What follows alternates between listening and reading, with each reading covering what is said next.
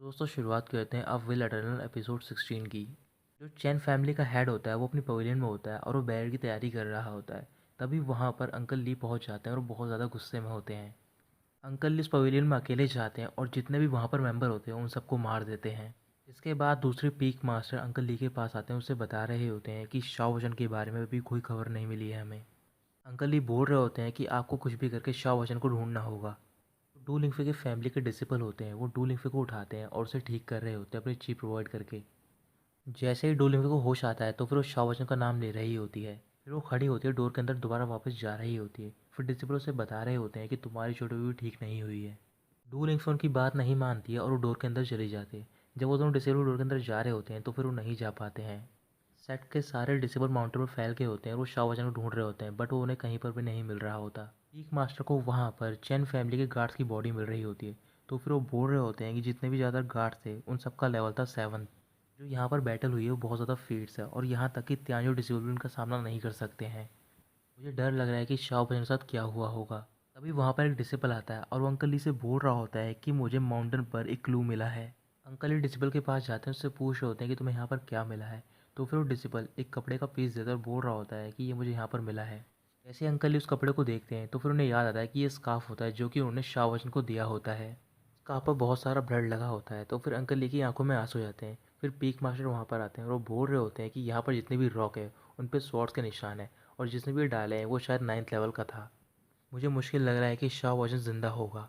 अभी वहाँ पर डू लिंगफे भी पहुँच जाती है और वो बोल रही होती है कि शाओ वचन अभी ज़िंदा होगा। जब वो शाओ वचन का वो स्कार्फ देखती है तो फिर वो रोने लग जाती है। डू लिंगफे बोल रही होती है कि ऐसा नहीं हो सकता। फिर वो चिल्लाना स्टार्ट करती है और शाओ वचन का नाम ले रही होती है और बोल रही होती है कि तुम मजाक मत करो, तुम बाहर आ जाओ, मुझे पता है कि तुम जिंदा हो।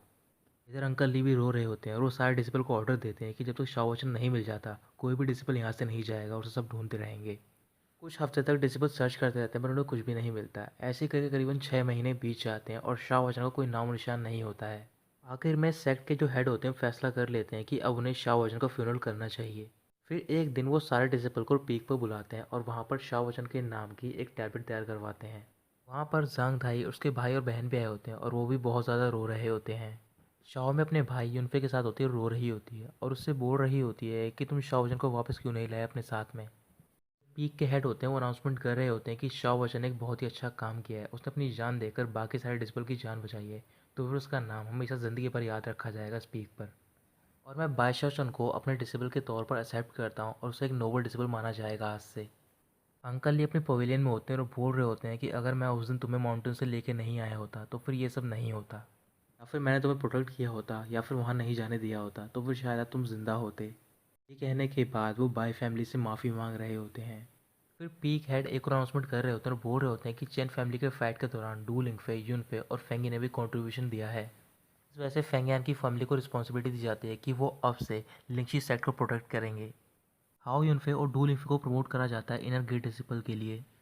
तभी डू लिंगफे पीक मास्टर्स रिक्वेस्ट करती है और उनसे बोल रही होती है, मैं चाहती हूँ कि आप इस अवार्ड को विड्रॉ कर लो, मुझे कोई प्रमोशन नहीं चाहिए। सारे डिसिपल बोल रहे होते हैं कि डू लिंगफे क्या बोल रही है, तो बहुत ही अच्छी अपॉर्चुनिटी है। पीक मास्टर सारे डिसिपल को चुप कराते हैं। फिर वो डू लिंगफे से पूछ रहे होते हैं कि तुमने मेरे ऑफर को रिजेक्ट क्यों किया है।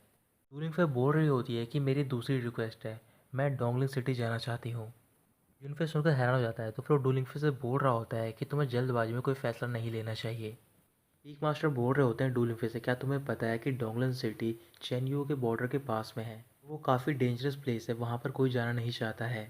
डू लिंगफे बोल रही होती है कि मुझे शाओ बचन पे भरोसा है, वो अभी ज़िंदा है, इस वजह से मैं उसे ढूंढना चाहती हूँ। पीक मास्टर बोल रहे होते हैं कि हम करीबन 6 महीने से शाओ बचन को ढूंढ रहे हैं बट वो हमें नहीं मिला है। अब मुझे भी कोई उम्मीद नहीं है और तुम्हें उम्मीद छोड़ देनी चाहिए। अगर तुम वहाँ पर जाना चाहती हो तो फिर मैं तुम्हें परमिशन देता हूँ, तुम वहाँ पर जा सकती हो।